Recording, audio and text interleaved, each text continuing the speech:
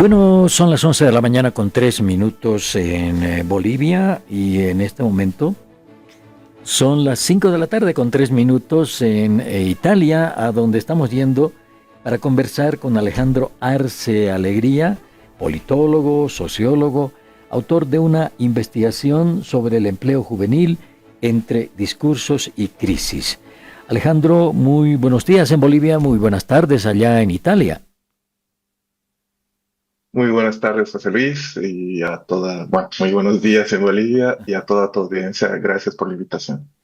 Bueno, eres el autor de un trabajo que se hizo en el CEDLA, con el auspicio del CEDLA, sobre empleo juvenil. Y lo primero que quiero consultarte es la situación del empleo de los jóvenes en Bolivia. ¿Cómo está eso aquí en nuestro país?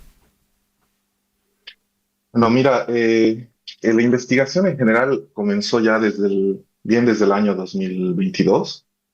Eh, es un, es uno de los pilares, digamos, de la investigación del CETLA, es uno de los focos de la investigación y en general ya desde las últimas décadas que el empleo juvenil sufre condiciones sumamente precarizadas, ¿no? Ujú. La flexibilización del trabajo, la dificultad de acceder a fuentes de empleo formales, además de otros aspectos que no suelen ser considerados como el trabajo que desempeñan los jóvenes al interno de sus núcleos familiares, dimensiones como el cuidado, como el estudio, hacen que el tema del empleo juvenil tenga distintas aristas y de por sí distintas complicaciones que hacen esto, ¿no? Pintan un panorama sumamente precarizado de grandes dificultades. Mm. Bueno, ¿y el mercado laboral, los empleos para jóvenes, existen, no existen? Hoy en día uno tiene que pensar cuando no puede conseguir trabajo en estudiar a través de internet o de cualquier forma una profesión técnica, lo que más rápido le provea un empleo, ¿verdad? ¿O no es así? En parte es verdad. Creo que este es uno de los grandes intereses del CETLA, ¿no? De la motivación del por qué estudiar el empleo juvenil, justamente es el de empezar a focalizarnos sobre estas grandes discursividades, ¿no? Sobre estos grandes mitos que pueblan el saber de sentido común, el discurso público respecto a los jóvenes y ciertamente las campañas políticas en estos últimos meses, ¿no? Eh, por un lado, no es cierto en la medida de que sí hay empleo, si vemos los datos del censo, por ejemplo, eh, cerca del 60% de los jóvenes entre 14 y 29 años eran económicamente activos, por ende estaban buscando empleo. Esto incluye, resalto, menores de edad, ¿no? Menores de Ujú. 18 años. Pero de este total, del total de jóvenes, que son como 3,2 millones de jóvenes, el 58% trabajaba, ¿no? O sea, ya estaba trabajando, sea en unidades productivas familiares, sea bajo empleo familiar, sea como trabajadores dependientes o como autoempleo, empleo por cuenta propia, ya trabaja. Entonces, sí, es un hecho, los jóvenes trabajan. Esta idea de que eh, es muy común decir, ¿no? Los jóvenes no tienen trabajo, no encuentran trabajo. Mm. Los jóvenes sí trabajan y trabajan desde muy jóvenes. Incluso si se parte de un análisis no solamente cuantitativo, es decir, estadístico, y se profundiza a partir de las experiencias concretas de jóvenes, particularmente de jóvenes urbanos, que es aquello en lo que nos hemos podido focalizar, uno da cuenta que los jóvenes empiezan a trabajar desde una muy temprana edad, ¿no? La gran mayoría de jóvenes bolivianos trabaja desde muy jóvenes, aunque no se reconozca muchas veces aquello que hacen como trabajo. Pero Ujú. además empleados, no solamente al interno, por ejemplo, de las familias o de unidades productivas familiares. Entonces Ujú. sí trabajan. El punto es, y aquí el punto central de la argumentación y de la postura del CEDLA es las condiciones en las que se produce ese empleo, ¿no? El empleo en su gran mayoría es precario, es decir, muy pocas veces alcanza los mínimos establecidos por ley en términos salariales, es decir, se gana menos de un salario mínimo. Muchas veces las jornadas son mucho más extensas de las nuevamente permitidas por ley, superan las 48 horas semanales, las 8 horas diarias en horarios que son a veces discontinuos, horarios nocturnos, etcétera. Los trabajadores jóvenes, más que sus pares adultos, adolecen de no acceder a la cobertura de la previsión social, es decir, seguro de salud, pensiones, etcétera. Ujú. Entonces, el punto aquí, como al hablar del mercado de trabajo en general, es que las condiciones son precarias. Por eso es que esta otra dimensión es cierta, ¿no? A los jóvenes les cuesta acceder a fuentes de empleo formales, entonces están en un proceso constante de búsqueda y de incertezas en este campo, ¿no? Constantemente están ingresando y saliendo de fuentes de empleo, porque ciertamente las que están disponibles a ellos no les permiten reproducirse, es decir, eh, no les permiten el mínimo de condiciones que les permite tener una calidad de vida decente, ¿no? A veces Ujú. incluso ni siquiera acceder a una canasta básica de alimentos, es decir, reproducirse biológicamente. Entonces, la gran problemática del empleo juvenil es que, no obstante trabajan, las condiciones a las que acceden son sumamente precarizantes. Ujú. Y por Ah, ende, estas estrategias como las que mencionabas, ¿no? De sí. mm, abocarse a ciertos sectores que se presumen tienen mejores condiciones, como ahora, por ejemplo, está en boga la idea del trabajo digital, que ese es un otro Y, ámbito en el cual estamos explorando con CETLA, con investigaciones concretas, resuena en los jóvenes, ¿no? Esta idea, si escuchas a la campaña de distintos, de los partidos que están ahora para la segunda vuelta, ujú, hay una focalización en esta idea de innovación tecnológica, etcétera. ujú. Pero muchas veces no depende del sector, ¿no? Depende de las condiciones que ofrece el sector. Entonces, el gran término en boga ahora es emprender, emprendedurismo. Eso también tiene puntos preocupantes y elementos que pueden ser trampas, ¿no? No solo problemáticas, sino trampas de creer que es una salida adecuada a los problemas que enfrentan los jóvenes, porque emprender en muchas dimensiones implica tener un capital. Si tú analizas el caso específico de los trabajadores jóvenes y de las trabajadoras jóvenes que se piensan emprendedores, en realidad tienen una trayectoria laboral por detrás de ellos y ellas muy larga, ¿no? De trabajo en condiciones precarias que les permite o que intentan a partir de otras estrategias, como depender, por ejemplo, de los ingresos de la familia extendida, de la familia directa, para cubrir costos como alimentación, vivienda, etcétera, y ahorrar un pequeño capital que les permita comprar bienes, herramientas de trabajo, ¿no? Ujú. Igual esta falsa idea de que el autoempleo, ahora el discurso en boga en el mundo y más en economías como las nuestras, es que la salida es el autoempleo, ¿no? Los jóvenes tienen que ser flexibles, los jóvenes tienen que adaptarse a las condiciones que se les plantean y por ende estar en constante proceso de capacitación para insertarse en sectores de mercado que parecen prometedores, ¿no? Ujú. Cuando en realidad el problema es justamente que no obstante el sector, los jóvenes se enfrentan muchos problemas y lo que ahora se llama emprendedurismo, hace unas décadas lo llamábamos también autoempleo, Sí. ¿no? Porque son trabajadores independientes en condiciones aún más preocupantes, por eso trabajo informal, ¿no? Alejandro, en esto has citado que un 58% de jóvenes entre 14 y 24 años, me parece, no sé si estoy en esto, 29. 29 años, sí, aquí anoté 4 y son 29, el 58% tiene algún tipo de trabajo.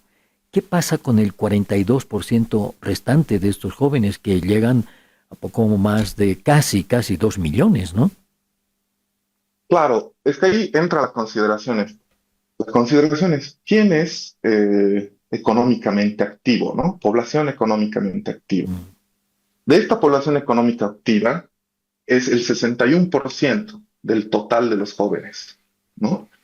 Entonces, ¿qué quiere decir población económicamente activa? Población económicamente activa son todas aquellas personas que se encuentran en búsqueda de una ocupación, de un puesto de trabajo, sea que lo encuentren o sea que no. Entonces, este es todo el universo de aquellos que están buscando empleo. Todos los restantes son población económicamente inactiva, es decir, todos aquellos que no están buscando trabajo. Ujú. Ahora, hay que tomar en cuenta la población con la que estamos lidiando, digamos, ¿no? Se trata de jóvenes, por ende, un gran número de estas personas son personas en edad de dependencia, es decir, menores de edad Claro. que dependen aún de los ingresos de sus padres, es decir, eh, personas adolescentes, niños, niñas, personas en edad propiamente de dependencia.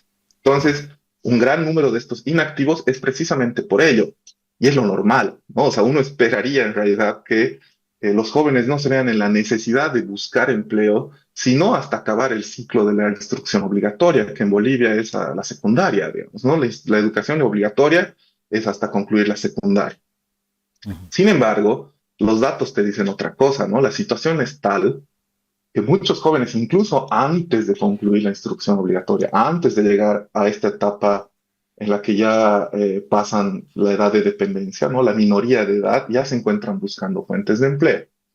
Entonces, el dato importante aquí a tomar en consideración es eh, la población económicamente activa, ¿no? Todos los que están buscando empleo y la desocupación justamente se mide a partir de ello, ¿no? Todos los que Ujú. están buscando menos todos los que están ocupados. Entonces, todos aquellos que no encuentran trabajo a pesar de estar buscando es lo que son los que componen eh, a los desempleados, ¿no? La Exacto. población desempleada. Y Ujú. esta en datos, insisto, este es el punto. Es importante saber los datos, pero también es importante comprender el porqué, profundizar sobre las causas, los efectos de estos datos globales. 4,3% es Ujú.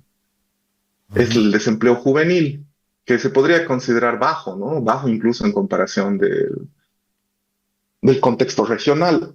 Pero insisto, lo que importa acá no solo son estos datos macro laborales, sino los Ujú. datos micro y los detalles concretos de esos datos, ¿no? Las condiciones en las que estos tantos trabajadores, este 58% de jóvenes del total trabajan, Ujú. ¿no? Exacto. Y de por qué hay esta este bajo desempleo también, ¿no?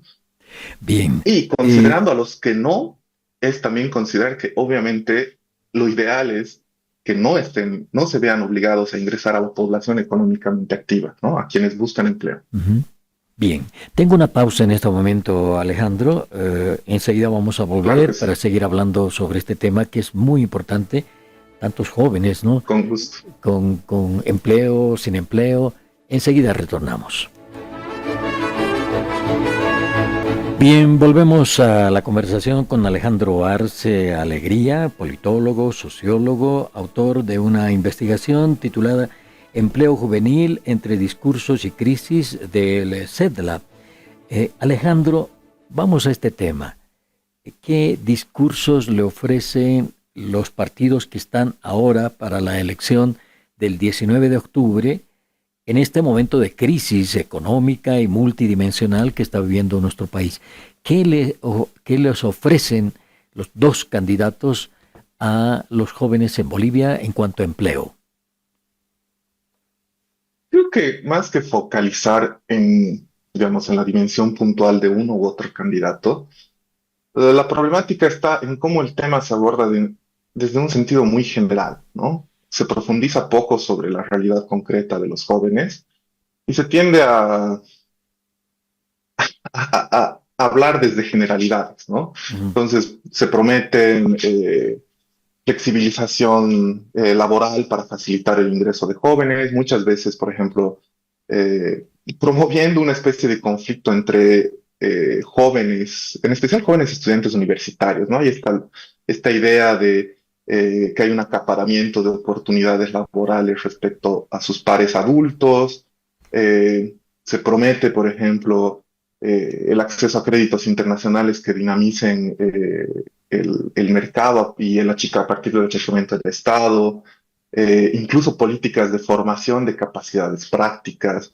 Esto vas a ver que es indistinto respecto al candidato, Ujú. ¿no? Al candidato, y es un discurso que lo ha promovido el propio gobierno en su dado momento, ¿no? El gobierno ancora actual. Y el problema está en esto, o sea, el problema no es solo partir de la dimensión de no hay suficientes empleos, sino del cuáles son las condiciones eh, de estos empleos ofrecidos a los jóvenes, ¿no? Eh, y uno de los aspectos creo que sobre los que nos tenemos que focalizar es el de la educación, ¿no? El de la capacitación. Ujú. Hay esta noción bastante generalizada, esta expectativa incluso de movilidad social vinculada, relacionada con la instrucción formal y con la instrucción superior, que presuntamente habilitaría mejores condiciones, mejores fuentes de empleo, etcétera. En realidad lo que nos muestran los datos es que no es así, ¿no? Un gran porcentaje de jóvenes en edad, o sea, de 19 a 29 años, eh, tiene alguna forma de formación superior, o sea, de universitaria, técnica, etcétera, y no obstante aquello, no logra acceder a fuentes de empleo formales, pero sí está trabajando, ¿no? O sea, sí se encuentra empleada. Entonces, aquí la discusión no es, eh, no debería pasar tanto por cuáles son digamos, el capital humano, que es nuevamente, un término bastante vacío y que se lo maneja con mucha facilidad porque no corresponde a los hechos, cuando en realidad el problema es la estrechez del mercado de trabajo boliviano y en sí la estrechez de la propia productividad boliviana, ¿no? No es a la inversa, no es que estudiando más generas más empleos, sino es generas mejores empleos mejorando la situación económica del país, ¿no? La capacidad productiva general del país. Entonces, muchas de estas promesas, ¿no? Estas promesas de vamos a generar más empleo juvenil a partir de capacitarlos, o vamos a facilitar, yo escuchaba el otro día, vamos a facilitar que los jóvenes hagan pasantías en empresas, ¿no? Ujú. En realidad es una promesa paga, general, y que poco seguramente va a mejorar las condiciones de los jóvenes, porque muchos jóvenes, incluso estos capacitados, si hacemos un análisis de las propias trayectorias laborales de los jóvenes, ya hacen pasantías. O sea, no es una novedad. Y el problema de las pasantías es precisamente las condiciones que ofrecen a los jóvenes para insertarse al trabajo, ¿no? Es un trabajo más remunerado y propiamente se convierte en trabajo muchas veces, ¿no? O sea, cumplen las mismas tareas, las mismas labores, los mismos horarios de trabajo, los ritmos de trabajo que un empleado formal, oficial, digamos, ¿no? Formal en el sentido contractual, muy a pesar de que son pasantes. Entonces, sí, las promesas, por eso son precisamente discursos, discursividades amplias y vagas que, a mi parecer, poco van a conseguir de esta gran problemática que es la del empleo juvenil, ¿no? En especial si no se focaliza en, bueno, ¿qué hacemos con las condiciones de los jóvenes que ya están trabajando? Que son la gran mayoría de los jóvenes económicamente activos. Ujú.